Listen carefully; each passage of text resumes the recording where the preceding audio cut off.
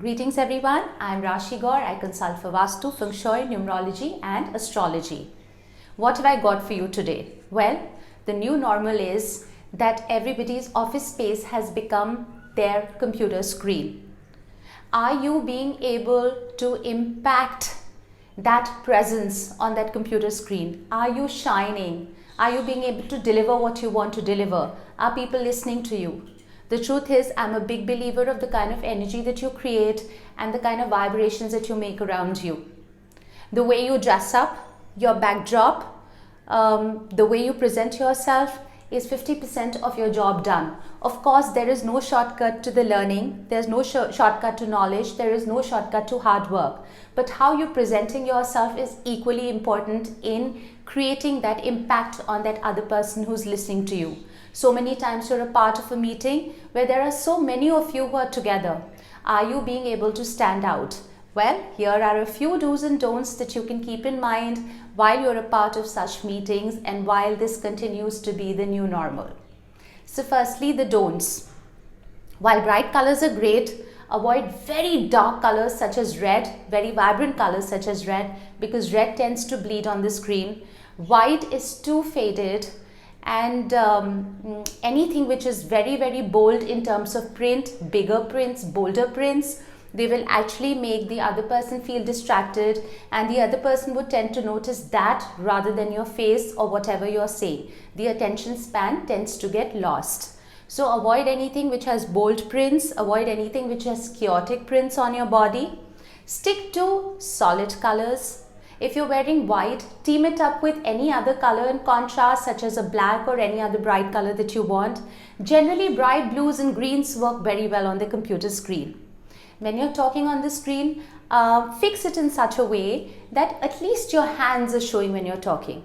Because if the person can see your hands in the screen along with your face, the trust factor increases.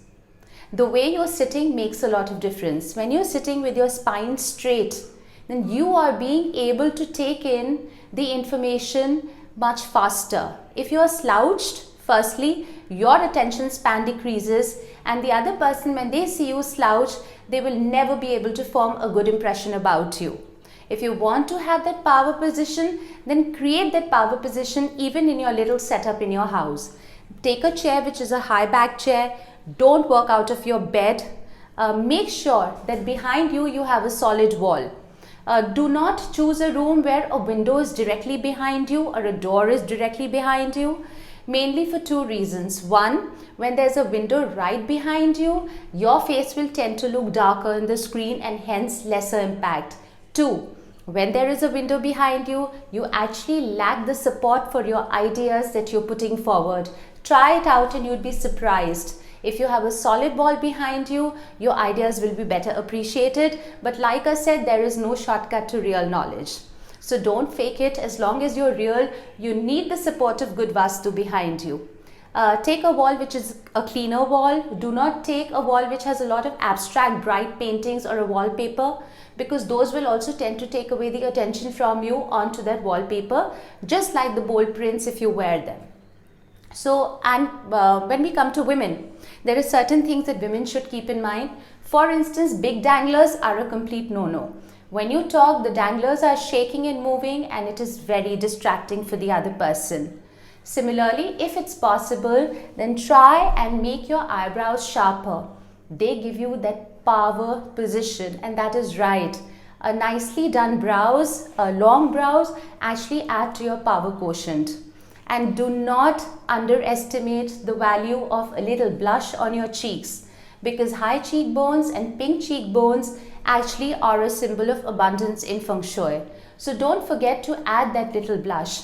For men, you can definitely wear a little fragrance when you sit down to work, because it's all about the feel-good factor. When you're feeling good, you'll be able to deliver a lot better. In fact, another advice, even if you don't want to go completely formal in terms of a shirt, at least choose a t-shirt which has collars, which is at least semi-formal, because collars give you that sense of authority. Don't avoid opting for something which is a round neck, and even if it's a round neck, it should not look like a t-shirt that you sleep in. Remember what you wear, how you conduct yourself in front of that computer screen is actually helping you create that kind of an impression on the other person, who could perhaps be your boss, who is screening you, or could perhaps be a subordinate, where you're the boss, where he's looking up to you. So do not lose that power position. Keep working towards it. Even if it's a house, remember you have responsibility towards your work. So pretend like you're in your workspace.